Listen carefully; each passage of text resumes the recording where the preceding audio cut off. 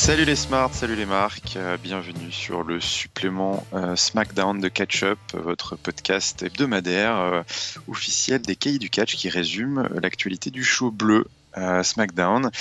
Et nous allons parler aujourd'hui du show du 4 octobre 2016 et je suis pour ce faire accompagné de mon indéboulonnable binôme IRM. Salut Giscal, salut à tous. Voilà, comme vous l'avez compris, je présente exceptionnellement aujourd'hui et nous allons commencer cette émission avec un petit récap de ce dont vous allez avoir le droit ce soir. Donc, dans cette émission, au menu, nous avons eu une promo sur le Triple Threat pour le WWE World Title. Un fil rouge cette semaine avec rôle inversé, comme vous pourrez le voir. Une petite bisbille dédiée longuesque entre les femmes.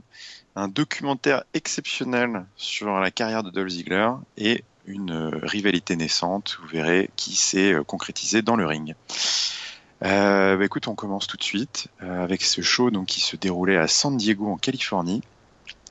Et qui s'ouvre, une fois n'est pas coutume, sur Nouvelle Ère oblige, un match et pas une promo. L'autorité, représentée par Daniel Bryan, n'a pas ouvert cette émission. C'est un rematch de Backlash, Kane contre Bray Wyatt, donc une revanche d'un match qui avait vu gagner Kane sur distraction à Backlash il y a maintenant 3 semaines. Donc les deux hommes qui se mettent sur la tronche dès la cloche sonnée avec un Bray Wyatt super agressif qui fond sur Kane et qui lui met d'entrée de jeu un bon paquet de patates qui fout Kane au sol. Kane néanmoins arrive à s'en sortir avec un brise-mâchoire, mais le comeback de Kane est assez vite coupé par Bray Wyatt qui enchaîne quelques power moves, qui tente sa running senton, donc son fameux move où il s'écrase sur le dos sur son adversaire. Senton esquivé par Kane qui se relève, quelques clotheslines, un sidewalk slam. Il tente d'enchaîner sur son DDT, il tente et réussit d'ailleurs d'enchaîner avec son DDT et tente ensuite de placer son chokeslam. C'est à ce moment-là que Wyatt retourne encore une nouvelle fois la vapeur, contre avec son Uranage.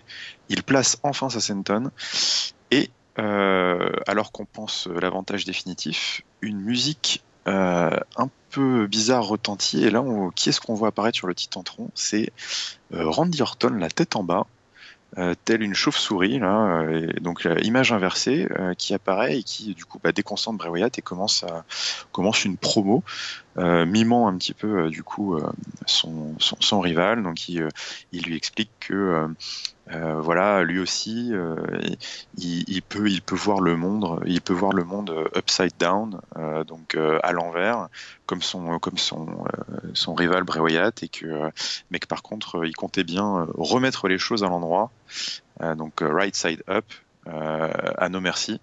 Et pour ce faire, ça passera par une victoire sur lui dimanche. Donc ce sur quoi d'ailleurs l'image se remet dans le bon sens. Donc voilà, Randy Orton qui dit que lui aussi peut jouer aux Mind Games, le terrain de prédilection de Bray Wyatt. Et d'ailleurs, il en profite pour faire ce qui s'était passé la semaine dernière, mais dans l'autre sens, à savoir il défie Bray Wyatt de venir le retrouver en coulisses. Et du coup faire un petit peu le jeu de piste mais à l'envers qu'on avait pu voir la semaine dernière. Ce sur quoi l'écran se coupe, sauf que Kane entre-temps s'est remis de ses émotions et de sa senton là. Il se relève, chokeslam, il tente le chokeslam et Bray Wyatt contre encore une fois, sauf que cette fois au lieu de continuer le match, il s'échappe et il semble complètement omnubilé par Randy Orton et donc part vers les vestiaires et perd sur des comptes à l'extérieur. Ce qui nous donne au bout de 4 minutes 30, une victoire de Kane qui est donc maintenant 2-0 contre Bray Wyatt. C'est une des nouvelles de la semaine. Donc voilà, écoute, mon bon Irem, qu'est-ce que tu as pensé de ce match et de ce fil rouge qui s'annonce ? Alors effectivement, tu fais bien de le rappeler parce que moi, j'avais complètement oublié cette histoire de de rivalité, enfin de 2-0 là pour Kane. Ça a commencé un petit peu à dater. Effectivement, là ce soir, on avait vraiment un côté un peu miroir par rapport à la semaine dernière. Cette fois-ci, c'est un duel de game master, de maître du jeu. Donc cette fois-ci, c'est Randy Orton qui prend les commandes. Donc voilà, c'est bon, faut être dans le trip, hein, ça c'est sûr. Ouais, c'est ça. On est client ou pas, hein, mais Bon, au moins il joue le jeu et c'est plutôt original, on va dire. Après, voilà, sur le match, effectivement, ce qui est un peu dommage, c'est cette histoire de Ken, hein, qui remporte une fois de plus la mise. Bray Wyatt, voilà, il serait temps quand même qu'il gagne du match parce que bah finalement, on a bien compris, hein, les mind games, tout ça, c'est son truc. Mais bon, pour l'instant, ok, il a pas, en fait, il s'en va, il continue même pas le match, il n'en a non, rien il à s'en fiche. faire. Ouais, ouais. Donc, ok, pourquoi pas, ça colle plutôt bien avec le personnage, mais bah, cette rivalité, à un moment donné, elle va falloir se solder, en tout cas, continuer sur les rings. Et Mhm. c'est là où on est peut-être un petit peu moins rassuré. Bon, Bray Wyatt, on sait qu'il peut sortir des bons matchs, mais après, il faut les gagner. Donc, Ouais, c'est ça. C'est qu'au bout d'un moment, le public va finir, si ce n'est pas déjà le cas pour certains, parce qu'on sait qu'il a ses détracteurs, hein, mais à se désintéresser finalement de ce qui se passe, puisque de toute façon, on sait que derrière, il est quasi inoffensif. c'est ça, Dans ouais. le ring, quoi. C'est un peu ça le problème. Et puis, c'est ce qu'on se disait l'autre fois à Backlash, c'est que au final, on est encore dans une situation où on aurait très bien pu arriver exactement au même résultat en le faisant gagner contre Kane. Donc, c'est quand même très bizarre de donner 2 fois de suite une victoire à Kane qui sert pas à grand chose. Donc bon. Voilà, un petit peu déçu du résultat. Après, bon bah voilà, on aura l'occasion de reparler du fil rouge et du trip Bray Wyatt Randy Orton un peu plus tard dans l'émission. Et du coup, bah, on enchaîne avec d'ailleurs une des premières petites vignettes de ce fil rouge avec, bah, on le verra à plusieurs reprises, mais donc voilà, Wyatt qui, dans la suite de son match, se balade dans dans les couloirs sombres de l'arène de San Diego, couloir voilà, un peu rempli de fumée aux éclairages un peu bleutés, sombres. Voilà, c'est Ouais. un peu glauque comme stade, manifestement. Ouais, on est dans les sous-sols d'un casino. Alors bon, Ouais, on va donc pas y bon. perdre que notre argent, à mon avis. C'est ça, exactement. On n'a pas forcément très envie d'aller y jouer dans ce casino-là, mais bon. Donc du coup, bah voilà, il se balade dans les couloirs, il cherche Randy Orton. Ça fait écho à la semaine dernière. On avance et on avance avec quoi? On avance avec les femmes qui donc ce soir avaient un match à la carte et ce match c'était Alexa Bliss, donc number one contender pour le titre, contre Nikki Bella. Et Carmella était au commentaire, donc Carmella qui est en rivalité violente avec la dernière nommée Nikki Bella. Donc un petit match qui commence sur fond de trash talk. Hein, Alexa Bliss qui insulte, qui agresse un peu verbalement Nikki Bella pour commencer, ce qui fait que bon bah forcément ça ne plaît pas à la femme de John Cena, enfin la femme non, la petite amie, hein, parce que John Cena n'est pas pour le Alors mariage Giscal, manifestement. je crois que t'étais incollable sur John Non, Cena. mais justement, je me corrige, mais je sais que mon héros n'est manifestement pas très porté sur le mariage. Donc, Tu as bon, encore tu ta chance peut-être alors. vois. Ouais, je sais pas. Mais donc du coup, bon, voilà, elles se mettent un peu sur la tronche, à toi, à moi, des coups dans la tête. Nikki Bella qui prend l'avantage sur un dropkick, dropkick qui envoie du coup par la même occasion Alexa Bliss à l'extérieur du ring. Donc l'action s'amène devant la table des commentateurs. Et du coup, surtout devant Carmella qui en profite pour se lever, enlever son casque et dire ouais, qui commence à trash-talker Nikki Bella. D'ailleurs, je profite de ça pour faire un petit aparté, puisque au commentaire, pendant le bref échange de coups qu'il y a eu, Carmella a on l'attendait, donné la justification aux commentaires avec les commentateurs de pourquoi est-ce qu'elle était énervée contre Nikki Bella. Donc maintenant on sait. Et donc Euh, pourquoi? et donc pourquoi? Eh bien c'était parce que, si vous vous souvenez bien, donc le retour de Nikki Bella tonitruant à SummerSlam qui avait eu lieu à Brooklyn, au Barclays Center. Et Brooklyn, il s'avère que c'est la ville d'origine de Carmella, qui n'avait pas du tout apprécié de voir que le spotlight avait été complètement volé par cette opportuniste Nikki Bella, qui était revenue donc en grande pompe et qui avait privé Carmella sorte de la fête quoi chez elle. Donc elle n'avait pas aimé, et depuis ce jour, c'est vrai qu'elle l'agresse un petit peu sans raison. Mais bon voilà, maintenant on sait ce qui a causé l'ire de la princesse de Staten Island. On l'a Donc, voulu, voilà. on l'a eu. On l'a Cette voulu, explication. on l'a eu. En tout cas, maintenant, mieux vaut tard que jamais, on sait pourquoi. Et toujours est-il que voilà, Carmela trash talk Nikki. Nikki, elle, décidément ce soir, elle a décidé de ne pas se laisser trash talker la face. Donc, elle profite du corps inerte d'Alexa Bliss qu'elle avait envoyé valser hors du ring pour justement la réenvoyer valser, mais cette fois dans Carmela.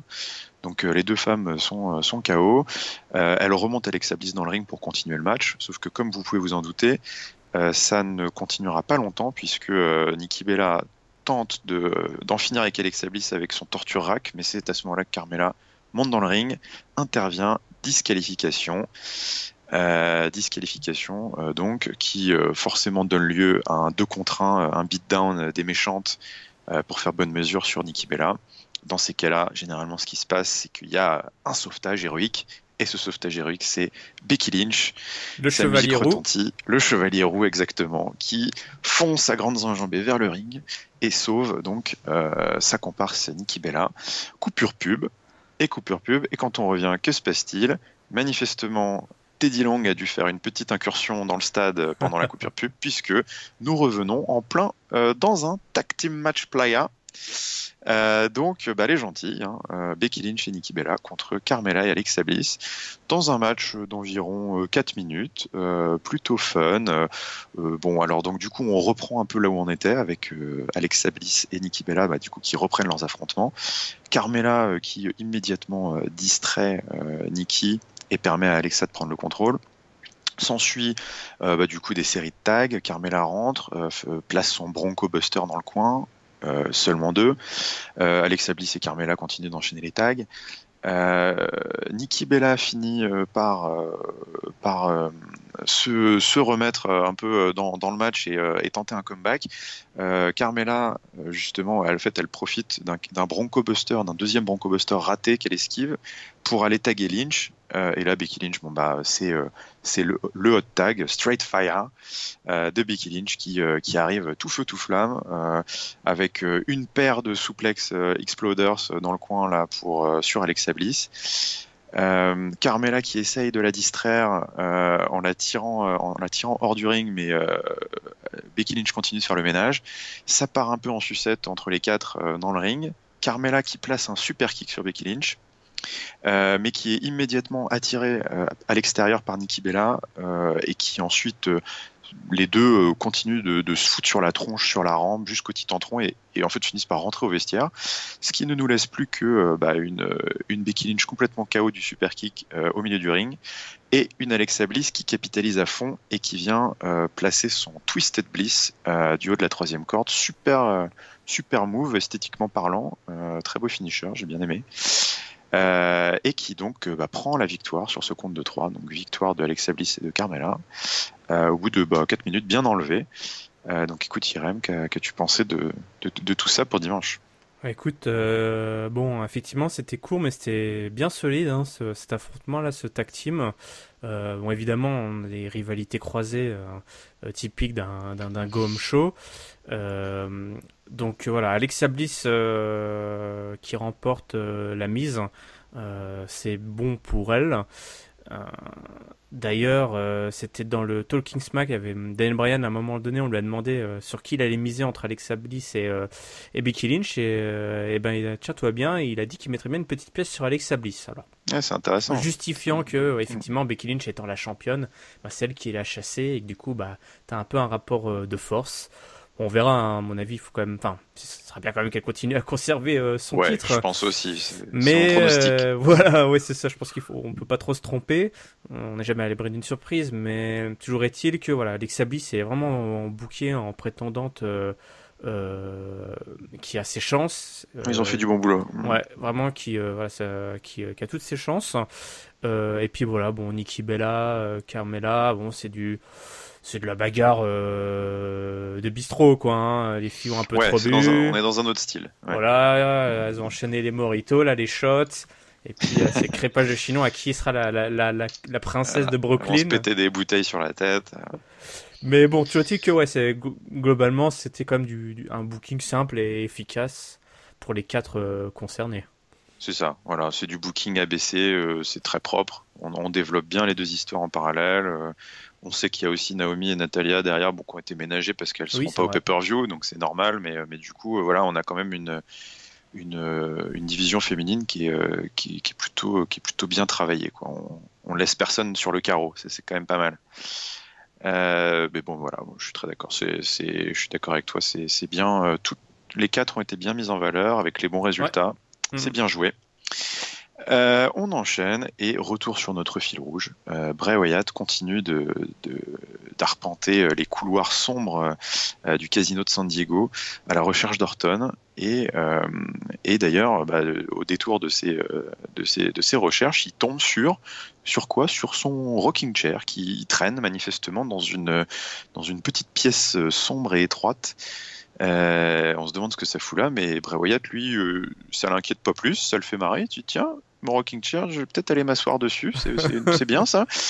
Et donc, il s'engage dans cette petite pièce, s'assied sur son fauteuil, et forcément, ce qui devait arriver arriva. Orton surgit, referme la porte derrière en emprisonnant du coup Bray Wyatt dans ce qui s'apparente être une sorte de gros caisson de stockage, un peu une sorte de gros container Oui, rectangulaire. c'est une pièce sans Voilà, plus.com. voilà, c'est ça. Donc du coup, Bray Wyatt est piégé dans cette pièce avec comme seule compagnie son rocking chair et une sorte de caméscope dans le coin qui fait un peu Paranormal Activity là, un caméscope infrarouge avec un balayage d'images un peu trouble pour donner une ambiance un peu pesante là. Donc voilà, il est coincé là-dedans. Orton le nargue un petit peu avant de se barrer. Bon. Voilà, Tout est mis sous surveillance dans tout, les c'est ça, bas-fonds du même casino. les caissons de storage, de storage là. Bon, voilà, donc la suite au prochain, mais Bray Wyatt est piégé et s'est fait attraper par le machiavélique Randy Orton. On continue, on revient dans le ring et on revient dans le ring pour un segment plus léger puisque Daniel Bryan est là pour donner la réplique du segment qu'il y a pu avoir à Raw la veille sur l'association de la WWE depuis maintenant 4 ou 5 ans, je ne sais plus, avec l'association Susan G. Komen contre le cancer du sein chez les femmes. Donc voilà, un petit segment qui donne le sourire et qui fait plutôt chaud au cœur. Daniel Bryan qui présente donc 5 femmes survivantes ou en état qui combattent le cancer. Je ne sais plus si elles étaient toutes des survivantes. Et c'est exactement ce qui s'est passé à Raw avec Enzo et Cass. Donc ils avaient prévu sous une petite bâche rose des répliques du titre de champion féminin à distribuer à chacune. Voilà, pour symboliser que ce sont des championnes et qu'elles se battent. Donc voilà, un petit segment qui n'a pas été botché par Daniel Bryan puisque la révélation des ceintures a été parfaitement exécutée d'un très très beau tirage de drap, ce qu'avait raté Enzo à Raw. Donc du coup c'était un segment sans faute. Bravo Daniel. Pour Daniel Bryan. Bravo Daniel, félicitations. On enchaîne avec un match tag team entre un match un peu random parce que entre les Hype Bros et des revenants, les Vaudevillains, Oui. qui n'avaient plus été aperçus depuis leur défaite au premier tour du tournoi tag team. Il y a maintenant de ça, petit moment, c'était avant Backlash. Avez-vous vu ces deux catcheurs? Avez-vous vu ces deux catcheurs? Donc du coup, les Hype Bros et les Vaudevillains qui s'affrontent. Ça commence avec Simon Gotch et Mojo Rawley dans le ring. Mojo, il gueule, il est hype, il danse partout. Il fout des clotheslines, des coups du tomahawk sur la tête de Simon Gotch. Ryder tag et rentre dans le match. C'est à ce moment-là que font irruption The Ascension qui apparaissent sous le Titantron, mais qui restent sous le Titantron de manière assez surprenante. Donc ils sont là pour regarder le match. En qualité d'observateur. Voilà, en qualité d'observateur. Ils ont quand même mis toute leur peinture et leurs attirails, mais ils observent. Et donc ils regardent. Sauf que pendant ce temps-là, forcément Simon Gotch en profite pour stopper le momentum de Ryder. Et ils prennent le contrôle. Aiden English rentre dans le match, cale un petit exploder suplex sur Ryder pour un nearfall. S'ensuit une période de domination. Gotch et English alternent les tags. Ryder joue le face en péril. Pas beaucoup de réactions pendant ce match. Le public était assez calme. Ryder qui tente un comeback, qui arrive à taguer Mojo. Donc là, forcément, c'est la folie. Shoulder tackle, corner splash. English en prend plein la tête. Hype Rider, donc le mix entre le saut sur la troisième corde là et je sais plus comment il s'appelait d'ailleurs son move à Zack Ryder, mais bon, c'est une sorte de descente de la cuisse de la troisième corde là. Et les Hype Rider l'emportent après les Hype Bros l'emportent après 4 minutes de match à peu près. Voilà, écoute, est-ce que tu as des commentaires sur ce petit match pas bien méchant? Bah alors, deux commentaires. Le premier, ça fait plaisir de voir les vaudevillains. Moi, Oui, voilà, ils sont vivants. Ils sont vivants, ils ont toujours un contrat, donc ça c'est cool. Et deux, bah non, c'est bien, on book le futur, on book voilà la low card de la scène tag team. Ça mange pas de pain, il faut le faire. Et au moins ils le font, personne n'est oublié. Bon, ils ont pas du temps d'antenne toutes les semaines, mais voilà, on prépare la suite de de la scène tag team, donc ça c'est bien, ça fait plaisir. C'est ça, exactement. C'est peut-être pas intéressant. Certains auront Non, peut-être baillé. j'avoue que c'est pas forcément très Certains intéressant. auront peut-être baillé ou fait de l'avance rapide, mais c'est pas intéressant, mais c'est important. Voilà, c'est encore une preuve que SmackDown optimise plutôt bien son roster et sait booker aussi, pas juste le présent, mais le lendemain. On enchaîne sur le gros morceau de la soirée. C'était ce qu'on attendait un petit peu tous fébrilement après la promo d'anthologie de la semaine dernière. C'est le segment de Go Home avant le pay-per-view de Miz et Ziggler. C'est la feud la plus chaude du moment à SmackDown. Et pour peut-être ce dernier SmackDown de Dolph Ziggler, eh bien, Miz avait mis les petits plats dans les grands et nous convoque à une édition spéciale de son Miz TV. Donc le décor est planté dans le ring, les fauteuils sont là, le tapis noir est là, Miz et Maryse sont là, Miz dans un somptueux costume rouge, j'adore, il faut le souligner, et Maryse avec un somptueux décolleté plongeant, il faut le souligner aussi, c'est plus classique. Donc ils sont tous les deux là, ils nous parlent de cette émission spéciale de Miz TV et sans plus attendre, ils invitent immédiatement leur invité du soir, qui est évidemment Dolph Ziggler qui fait son entrée. Donc Dolph Ziggler arrive, se prend place. Miz entreprend tout de suite de hyper un peu, de faire monter la sauce de leur title versus career match qui arrive donc ce dimanche. Et donc dit Ziggler, c'est peut-être ton dernier SmackDown ce soir, mais et c'est peut-être la fin de ta carrière, mais je vais faire en sorte que cette carrière ne soit pas oubliée, mon cher ami, puisque je t'ai préparé un Dolphumentary. Une Donc belle. il y a un beau jeu de mots Oui. entre Dolph et Documentary. Et s'ensuit une séquence vidéo, mes amis. Alors là, si vous n'avez pas regardé SmackDown, bon, il y aura d'autres points forts encore en fin d'émission, mais regardez au moins ce segment, c'est fantastique. Il y a eu un travail des éditeurs vidéo à la WWE titanesque. Vraiment, c'était de très très grande qualité. Donc, on a eu vraiment une présentation documentaire avec des passages vidéo entrecoupés d'interviews de catcheurs, de fausses interviews en fait de catcheurs. Enfin, c'est des vraies interviews, mais qui ont été montées, détournées un petit peu à l'instar de ce qu'avait fait Rollins sur Roman Reigns. Donc, c'est des bouts d'interviews de catcheurs qui disent des choses qui paraissent comme ça de prime abord méchantes, mais complètement sorties du contexte. Et c'est très bien fait. Tout ça est entrecoupé aussi de passages de voix off. Donc, c'est la voix off de la WWE. Hein, c'est celle qui vous introduit à chaque fois dans les pay-per-view quand il vous fait And now the WWE presents. Ah, mais c'est toi en fait, Giscal. Tu es la voix de la WWE qui nous introduit. C'est ça, exactement. Donc voilà, donc le Miz avait même embauché la voix off. Et donc bref, on a un grand package vidéo absolument extra, donc qui s'ouvre sur la terrible défaite de Dolph, histoire de planter le décor direct, hein, le coup du spray dans les yeux à Backlash pour le titre intercontinental.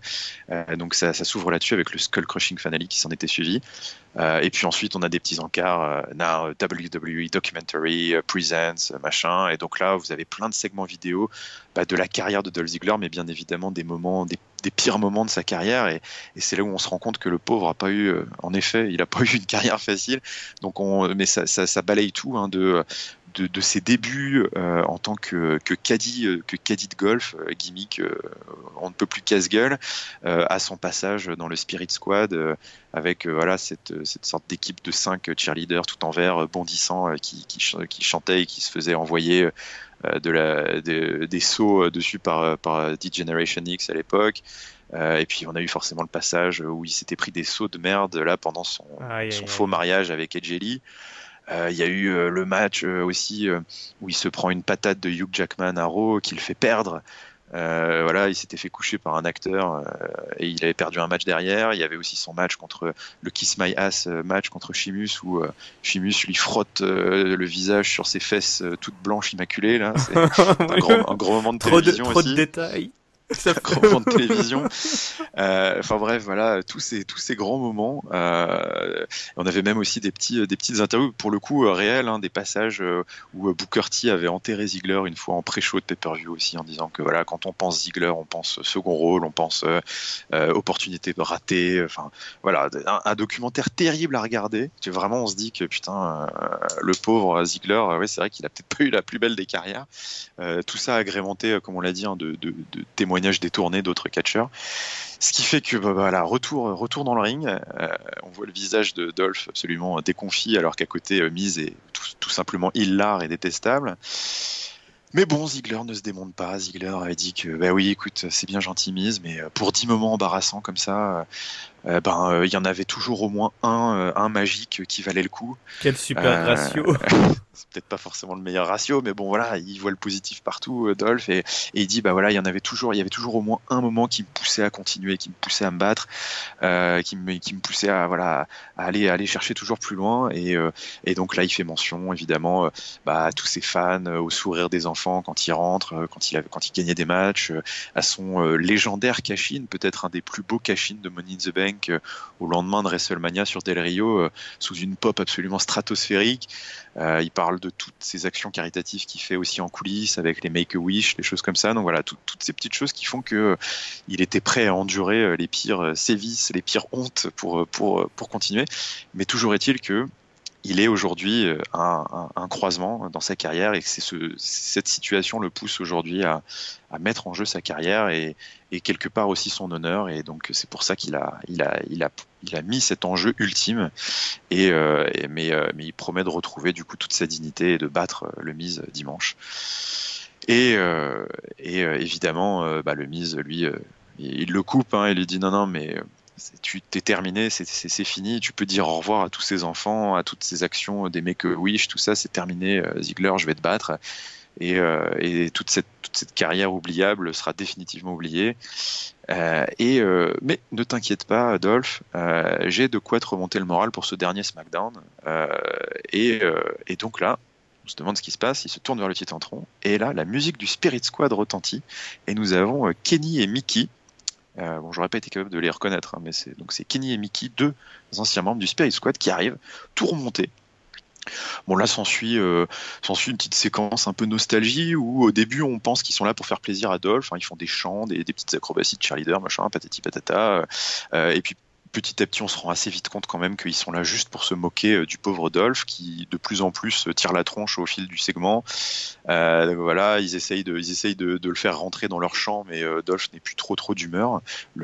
Le Miz est absolument mort de rire derrière tout ça. Il se permet même une petite pique, disant que il est désolé, il aurait bien aimé en ramener plus que 2, parce qu'à la base ils étaient 4 avec Ziggler, donc 5 au total, mais il a bien aimé en ramener plus que 2, mais bon, ils sont introuvables depuis qu'ils ont été envoyés bouler en OVW, donc c'est la Ohio Valley Wrestling Federation, qui était à l'époque une sorte d'antichambre un peu de la WWE, une sorte de NXT, mais bon, largement en dessous de ce que c'est aujourd'hui, hein, et maintenant que c'est vraiment une fédé de 4e, 5e zone, hein, donc c'est un peu tombé en désuétude dans les arcanes du catch américain, donc c'est plus une façon de dire bon écoute, ils sont partis dans un Z show, et d'ailleurs si tu veux tu pourras aller les rejoindre après dimanche.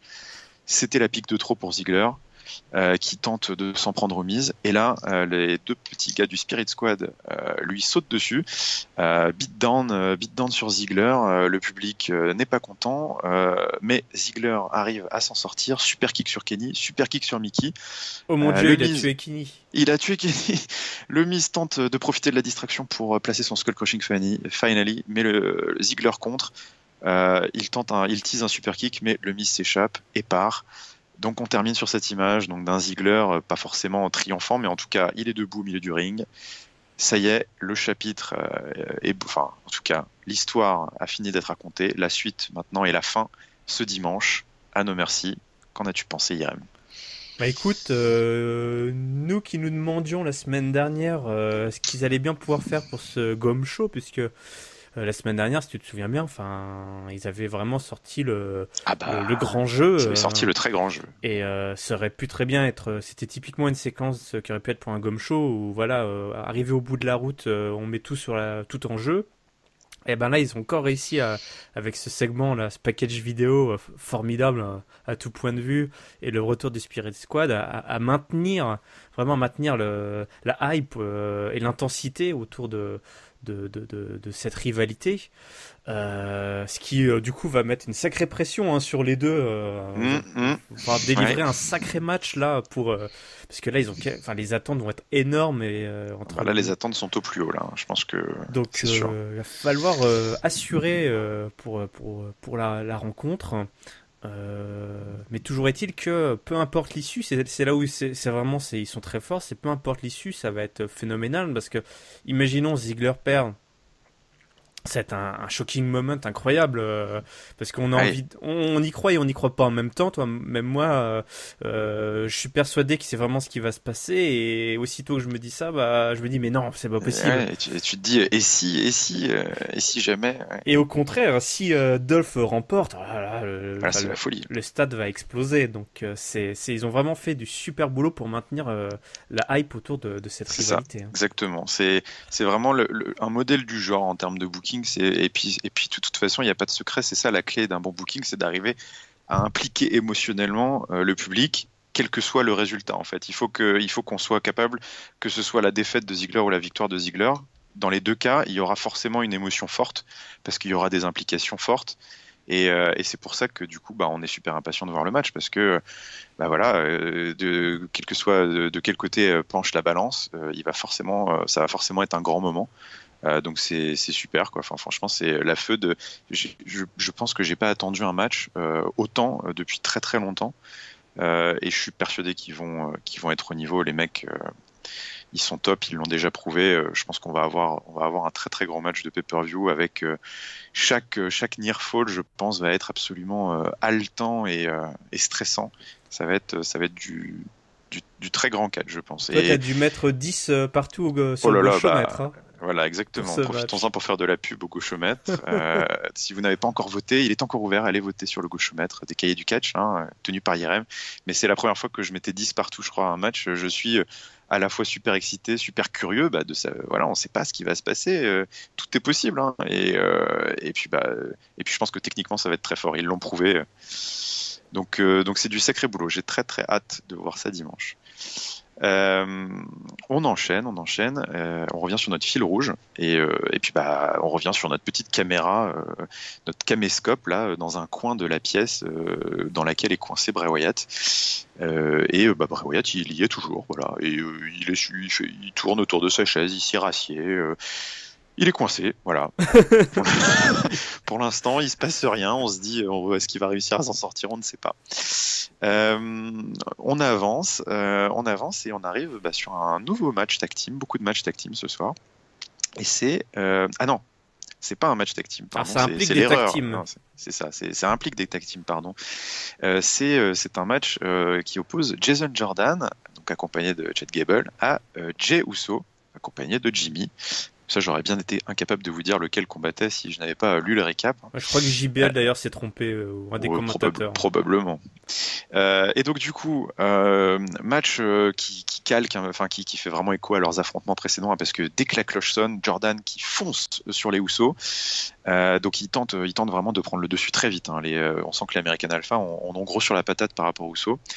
Donc ils tentent de les balancer par-dessus la troisième corde, mais les Usos, donc Jimmy, non c'est Jay d'ailleurs, on s'en fout, arrive à prendre le dessus en foutant un coup avec les cordes du coup à Jason Jordan et prend le contrôle.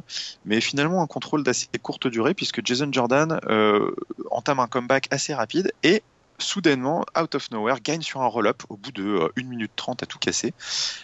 Donc on a une victoire de Jason Jordan sur Jey Uso, mais évidemment ce type de victoire ne plaît pas du tout aux jumeaux samoans qui remontent dans le ring et entament un passage à tabac dans les règles comme ils savent bien le faire en ce moment, hein, des passages à tabac bien violents, bien vicieux avec une fois de plus sur Chad Gable là, le spear à l'arrière du genou là, qui fait mal à voir et puis derrière leur prise de soumission le Tequila Sunrise là, qui est du coup cette sorte de Walls of Jericho à une jambe seulement. Tequila Sunrise qui généralement est suivi d'un Big Splash. Mais arrête de répéter ce Tequila Sunrise, là, tu me donnes envie de cocktail. Et du coup, ce Big Splash, le Big Splash n'a pas lieu puisque qui arrive? Nos champions, les champions du peuple, les champions SmackDown, Rhino et Heath Slater qui viennent pour faire le sauvetage et font place nette. Les Usos se carapatent et donc Slater et Rhino qui viennent sauver les American Alpha. Donc voilà, on avait un petit match très court, mais qui faisait vraiment écho au match qu'il y avait eu à l'époque dans le tournoi Tag Team, hein, une victoire éclair des American Alpha qui aurait dû être suivie d'une place en finale pour le titre, pour le tournoi, mais qui avait tourné court sur une tentative de blessure, sur une tentative réussie hein, d'ailleurs de blesser les American Alpha. Et là, on se dirigeait vers le même scénario, mais cette fois, ça a été avorté. Qu'as-tu pensé de ce petit échange très rapide au final? C'était avorté également après par un autre chevalier roux. Il y a beaucoup de chevaliers roux. Oui, c'est vrai. Les chevaliers sont roux à SmackDown. Ce sont les roux de secours. Oh, J'adore, pas mal celle-là. Bref, allez Uso, superbe heel turn, hein. Franchement, ils ont fait vraiment des super boulots quand ils sont parfaits. Hein. C'est fort ce qu'ils ont fait. Pendant des années, là, ils ont joué les faces gentils, colorés, sautillants, et là, le heel turn est réussi à 100%. Ils sont méthodiques, vicieux. Clairement, là, c'est des sacrés prétendants pour dimanche. Donc, c'est super. Voilà, on profite. Là, on construit ce que je disais l'autre jour. On construit le lendemain. On construit le surlendemain avec les riders et compagnie. Et là, on construit le lendemain. On sent que les Usos auront une place là bientôt à jouer. C'est ça, exactement. En haut de la chaîne alimentaire. Ouais, et puis non mais c'est ça, c'est encore une fois c'est très rapide, ça mange pas trop de temps dans l'émission, mais c'est des choses, des interactions qui sont utiles parce que voilà, on se doute que les American Alpha et les Usos c'est probablement le prochain gros programme et le vrai programme sérieux pour le titre Tag Team quand la Belle et la Bête auront perdu leur ceinture. Il sera minuit. La ceinture redeviendra citrouille. Voilà. Est-ce que ce sera à nos merci? On ne sait pas, mais bon, voilà. En tout cas, on se doute un petit peu que la prochaine feud sérieuse, ce sera probablement celle qu'on a vue là. Et donc, voilà, c'est ce genre de petites interactions disséminées entre les SmackDown qui font que la rivalité sera encore plus belle une fois qu'elle interviendra. Donc, c'est bien joué. Donc c'est du bon boulot tout ça et on va revenir encore une fois n'est pas coutume sur notre fil rouge et notre fil rouge qui prend des tournures un petit peu inquiétantes puisque on retrouve Bray Wyatt qui on sent un petit peu à l'instar des fous un petit peu qui sont emprisonnés dans leur cellule dans ce huis clos un peu étouffant. On sent que la folie le gagne un peu puisqu'il se met à chanter tout seul sur sa chaise. Il commence à sombrer petit à petit, on a l'impression. Et puis alors là, d'un seul coup, il y a une scène vraiment bizarre, puisqu'on le voit s'adresser manifestement à quelqu'un hors champ de caméra, parce que je vous rappelle que c'est une sorte de caméscope qui filme d'un coin de la pièce. Là. Et on le voit s'adresser à quelqu'un hors champ de caméra, puis d'un seul coup, on l'entend murmurer Sister Abigail, je suis prêt à rentrer chez moi, avec ce ton absolument dément, là, et puis il tend la main à l'extérieur du champ, comme s'il cherchait à atteindre quelqu'un. Et là, coupure d'image. Bon, Donc c'est voilà, ça prend une tournure un peu glauque. Au retour, donc il y a une petite coupure et puis on reprend le fil. Et là, on voit que Horton est de retour pour venir un peu checker comment va son prisonnier. S'il est pas mort. Manifestement, il voit que sur les écrans tout va bien, il est toujours là. Donc il vient, il tape à la porte, il y a rien, il ouvre et là, plus personne. Wyatt a disparu. Donc voilà, les pouvoirs de Bray Wyatt manifestement sont encore entrés en jeu et le plan de Randy Orton est tombé à l'eau. Il est où ce con? Ouais, donc il va falloir, il faudra voir la suite maintenant dimanche. Mais en tout cas, c'était la fin de ce fil rouge pour cette semaine. Est-ce que qu'est-ce que tu as pensé de cette petite interaction? Tu aimes pas? Bah écoute, moi un truc qui m'aurait bien fait flipper, c'est quand il a tendu la main là, imagine qu'à ce moment-là, une main aurait surgi vraiment pour se tendre vers Bray Wyatt. Je m'attendais à ce que ultra glauque ça, franchement. Je m'attendais à ce qu'il se passe ça. Ça aurait été trop stylé ça. Ouais. Donc bon, effectivement, voilà, on a un truc. Voilà, ça fait image la semaine dernière. Voilà, ce combat de Game Master et de Mind Gamer entre les deux. Mais bon, comme je disais en début de podcast, là, il faut clôturer maintenant. Il faut que ça se passe sur le ring. Donc là, on tente des choses. Hein, c'est original, mais maintenant, il faut amener la rivalité sur le ring pour qu'elle puisse continuer, parce qu'on va pas pouvoir faire plusieurs semaines comme ça. Hein, ça, c'est sûr. Non, c'est ça. Il faut passer dans le ring maintenant. Donc il y aura pas de bullshit à nos merci. Je pense que là ils n'auront pas le choix. Le match aura lieu. Ah non, pas comme il y a 4 semaines là. Il faut faire le match. Hein. Le match aura lieu. Mais bon voilà. Bon, encore une fois, on est client ou pas. Ils ont tenté un truc, on va dire, de sortir un peu des sentiers battus pour cette rivalité, de tenter un truc un peu original. Ça plaît pas. Moi je dois avouer que ça me change un peu. C'est pas mal. Puis ça. Au final, ça leur évite d'avoir trop d'interactions dans le ring, vu comment ils ont du mal à gérer le personnage de Bray Wyatt dans le ring, c'est peut-être pas plus mal. Donc pourquoi pas. On a également eu dans la foulée un petit package vidéo de Kurt Hawkins qui nous annonce que ça y est, il va faire ses débuts à No Mercy. Donc nous aurons également ça à nous mettre sous la dent à No Mercy. Bon, j'ai un peu peur. J'espère que ce sera au pré-show, mais bon, c'est pas sûr. Espérons. On enchaîne avec un match entre le Baron Corbin et Jack Swagger. Un match qui ne vient pas de nulle part, ce match, puisque en début d'émission, on n'en a pas parlé, mais en début d'émission, ils ont eu une petite altercation en coulisses. Le Baron qui se baladait tranquille, et puis il se fait alpaguer par la petite Charlie Caruso qui l'interviewe, qui lui dit voilà. Qu'est-ce que vous pensez des altercations que vous avez avec Jack Swagger là récemment et le Baron lui s'en fout de Jack Swagger. Il dit écoute, Jack Swagger il vient d'arriver, il a pas intérêt à faire trop de vagues, parce que s'il fait trop de vagues, moi je l'attrape, je le déboîte sur place et on n'en parle plus.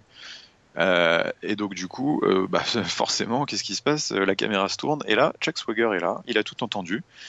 Il arrive avec son grand ternier là, donc bagarre de regard vitreux, il se toise et Jack Swagger qui lui dit écoute, si t'es si sûr de toi, moi je vais aller voir Daniel Bryan et puis je vais lui demander qu'on règle ça dans le ring et puis on va voir si tu me défonces là maintenant tout de suite. Et il se trouve que manifestement Daniel Bryan était d'accord, puisque les voilà dans un match les deux. Donc un match qui commence sur de la baston, on va dire, à toi à moi, avec des shoulder tackles, là, des gros coups d'épaule, des coups de la corde à linge. C'est assez violent, tellement que d'ailleurs l'arbitre tente de les séparer, et c'est à ce moment-là que Corbin, en bon heel, met un cheap shot et prend l'avantage.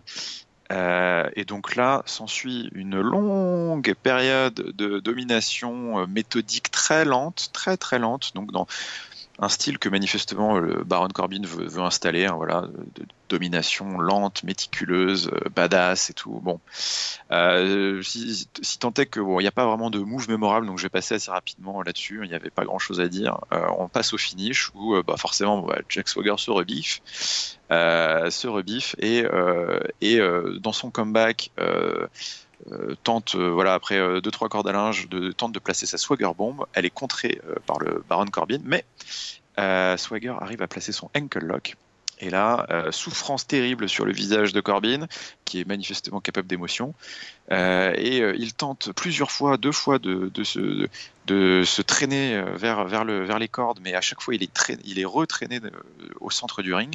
Troisième tentative, Corbin qui essaye de tirer sa grosse carcasse vers les cordes, et dans le process, on va dire, en essayant d'attraper le sol un peu pour se tirer, fait un petit peu un mouvement qui pourrait s'apparenter au fait qu'il tape par terre. Et d'ailleurs, c'est ce que comprend l'arbitre, puisqu'il sonne la cloche et Jack Swagger est déclaré vainqueur sur soumission. Ce sur quoi d'ailleurs il court hors du ring pour célébrer tout de suite, tel un vainqueur tout fier de lui. Et voilà, on a un match quand même de 8 minutes et demie qui était assez long. Victoire de Jack Swagger. Qu'est-ce que tu as pensé de tout ça, Yarem? Ouais, là, 8 minutes et demie, alors, putain, c'est pas... Déjà que c'était pas terrible, en plus, effectivement, visiblement, c'était long. Bah écoute, c'était quand même globalement mauvais, hein, tout ça.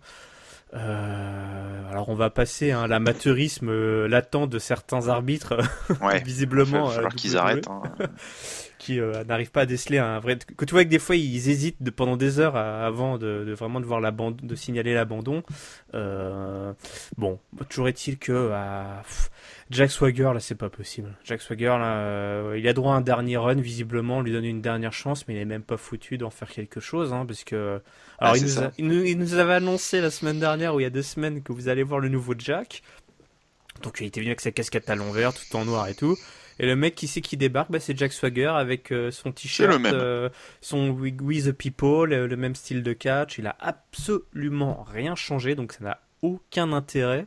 Le public, forcément, il embarque pas. Enfin, comment veux-tu embarquer derrière un mec qui dit qu'il a changé et en fait il fait la même chose? Donc voilà, après Baron Corbin, moi j'ai un peu plus de... comment dire, un peu plus d'empathie ou d'intérêt pour ce personnage parce que le mec vient d'arriver et contrairement à Swagger, il a le futur devant lui pour la WWE en tout cas. Donc comme tu dis, il a essayé d'instaurer un style de catch assez lent et méthodique. Donc c'est un peu plus encourageant si je puis dire dans cette daube qu'ils nous ont proposé. Ouais. Mais c'est pas très très glorieux quand même, hein.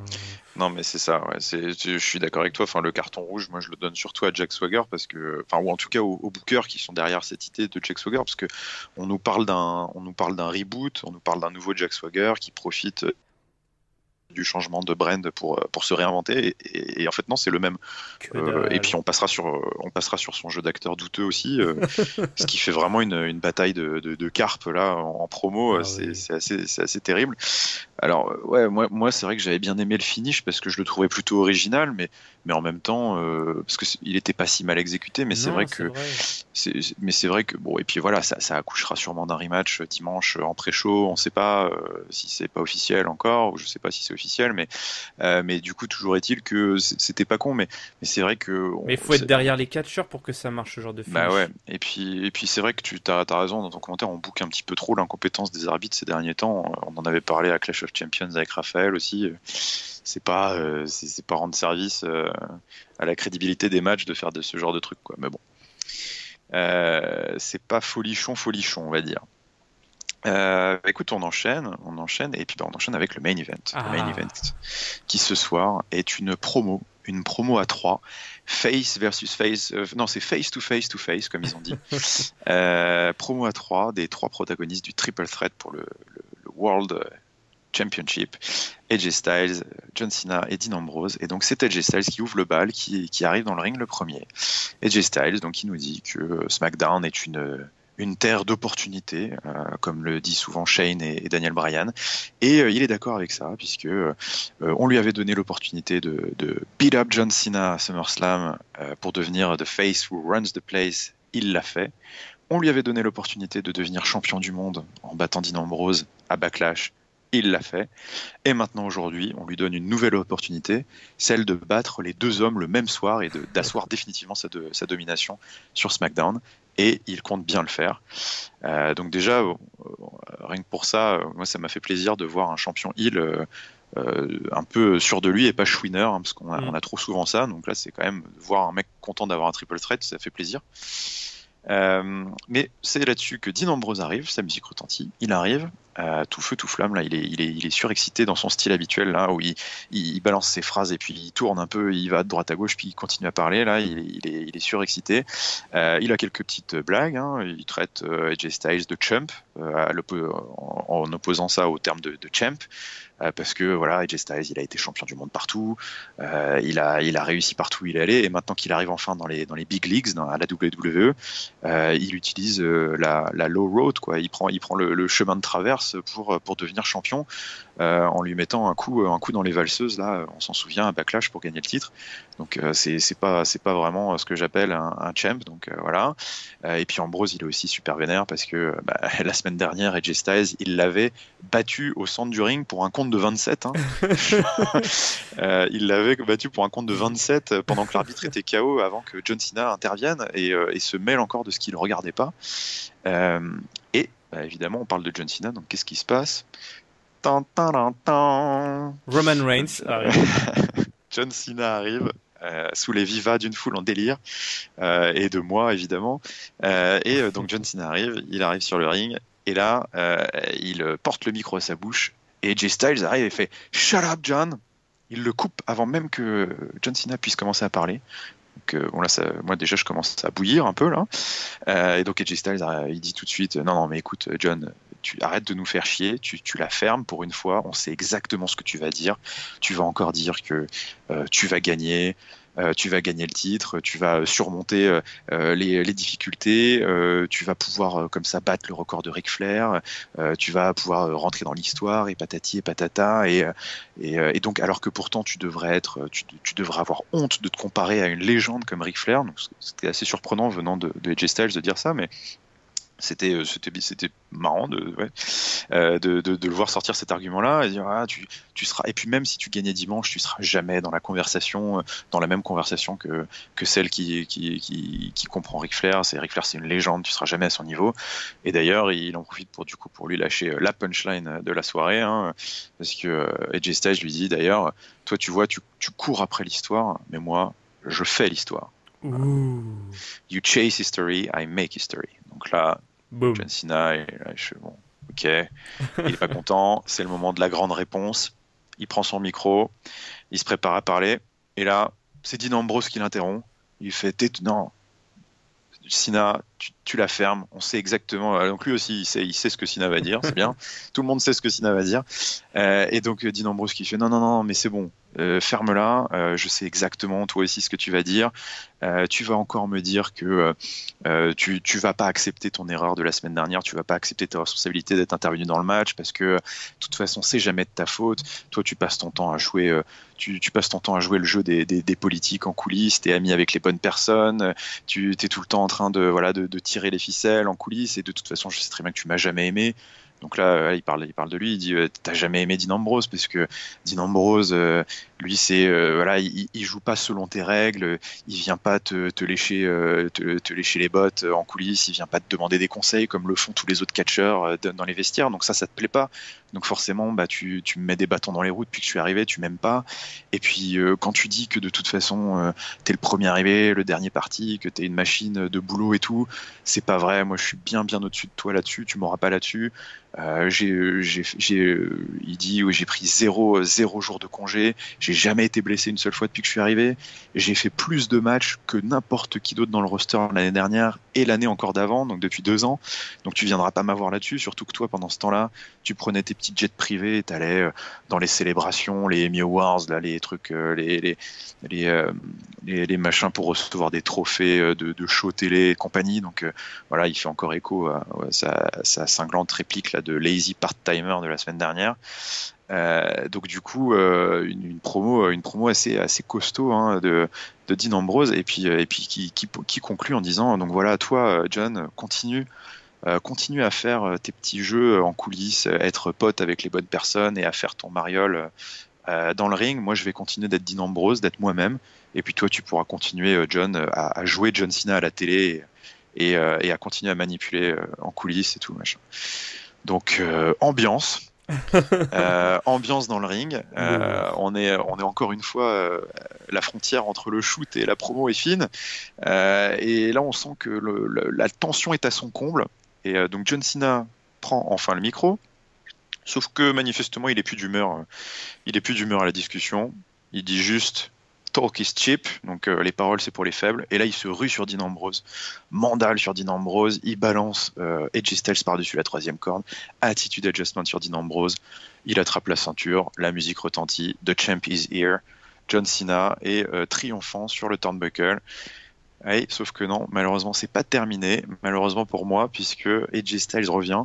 AJ Styles prend l'élan sur les cordes, Phenomenal Forearm, il ramasse sa ceinture. Et là, c'est la musique d'AJ Styles qui retentit.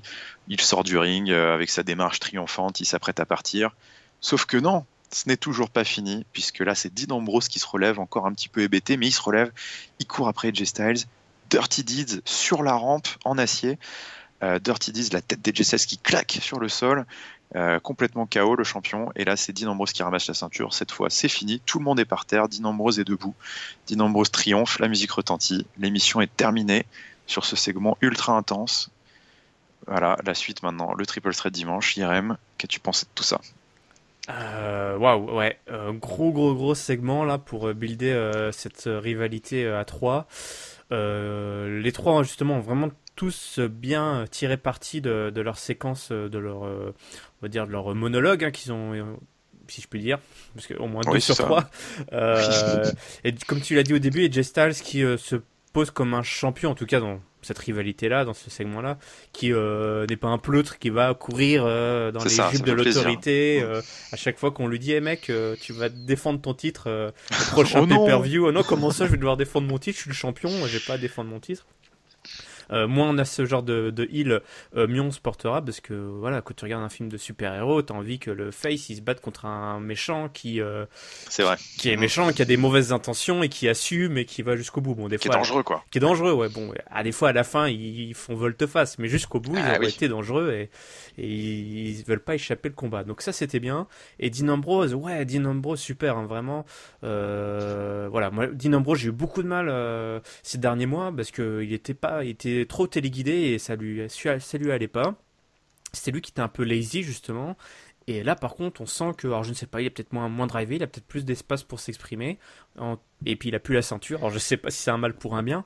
Ouais, mais là on sent il est en freestyle et ça lui va bien quoi. Ouais, gros freestyle, grosse intensité, vraiment à l'aise. Peut-être un peu trop parce que le mec il débotte à une vitesse pas possible. C'est vrai qu'il parle très vite quand même. Ouais, peut-être trop. Ouais, faut qu'il travaille un peu ses temps de pause, faire réagir le public, etc. Mais bon, je pense qu'il était tellement à fond qu'il a pas trop calculé.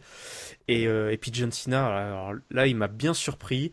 Je m'attendais vraiment à ce que il les enterre tous les deux comme qu'il fasse du John Cena quoi. Comme il le fait si bien. Après tout ils nous ont dit on sait ce que tu vas dire. Du coup on s'attendait à qu'est-ce qu'il va dire John Cena, rien. Rien. Grosse patate dans ta tronche. Donc moi j'ai bien kiffé ce côté John Cena qui fait allez, bon, on a assez parlé. Fini la rigolade, c'est bon. On tabasse.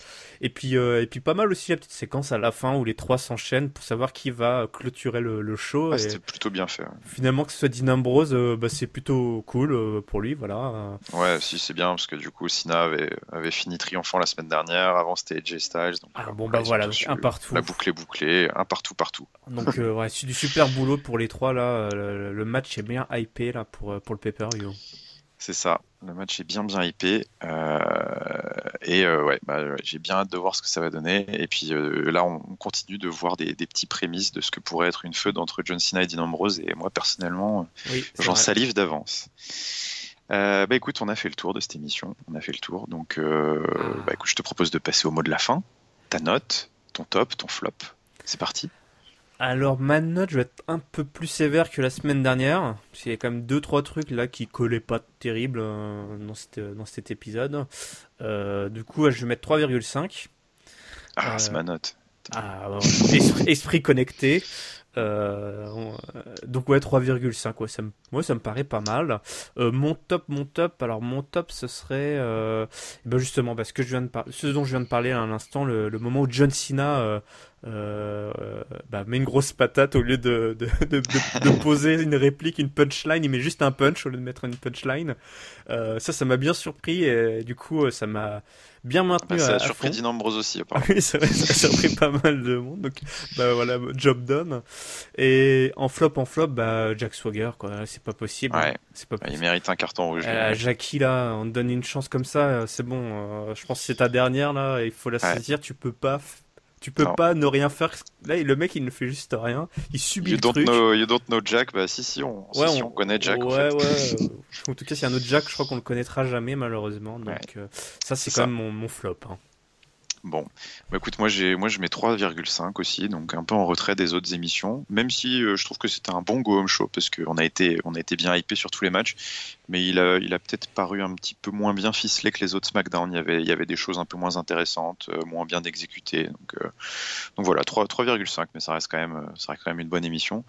Mon top, moi, ça va être le Dolphumentary, là, qui était exceptionnel. Il faut absolument Ah que oui. vous regardiez ça. Puis de toute façon, si vous l'avez pas vu, je fais confiance à la WWE pour nous le remettre en pré-show dimanche ou pendant l'émission avant le match, hein. Je pense que ça devrait arriver.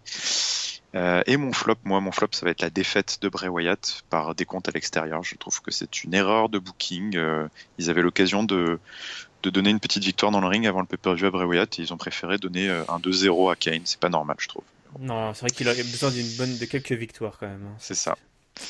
Avant de faire les différentes promos à droite à gauche, je te propose qu'on récapitule la carte Ah oui. pour dimanche, la carte de nos merci. Miam, miam.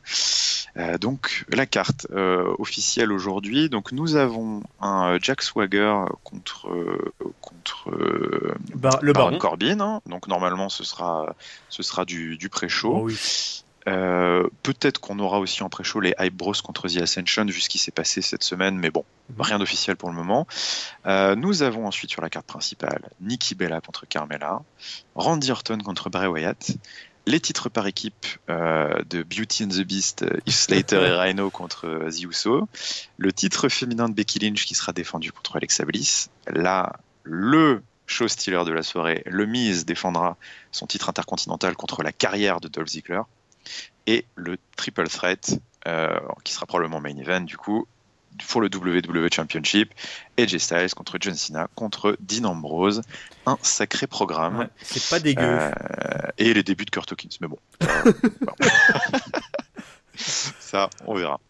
Bon bah voilà, du coup il ne me reste plus qu'à vous dire d'aller bien vous inscrire si ce n'est pas déjà fait sur notre chaîne YouTube ou sur PodCloud, sur aussi notre chaîne PodCloud pour recevoir toutes les notifications dès que les nouveaux shows sortent, les hors-séries, tout ça. Peut-être que pour nos merci, vous aurez une émission spéciale la semaine prochaine, mais ça, vous ne le saurez que si vous êtes inscrit.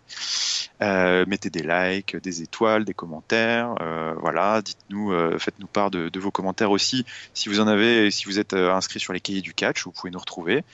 Cahiers du catch, également l'endroit où vous pouvez noter le pay-per-view à venir sur le gauchomètre de IRM, allez le faire si ce n'est pas encore fait, c'est toujours ouvert.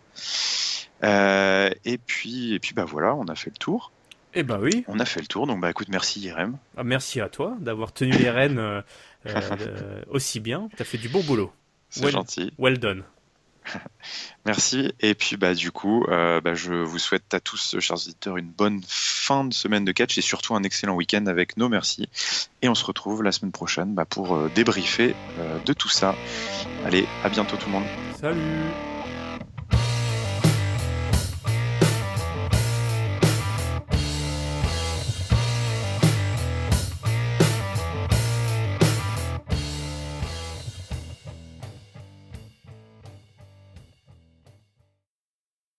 Bon, t'as retrouvé ton résumé, tes récaps? Non, j'ai pas retrouvé parce que la salle dans laquelle j'étais est occupée, donc je me voyais pas trop rentrer et demander à prendre la poubelle.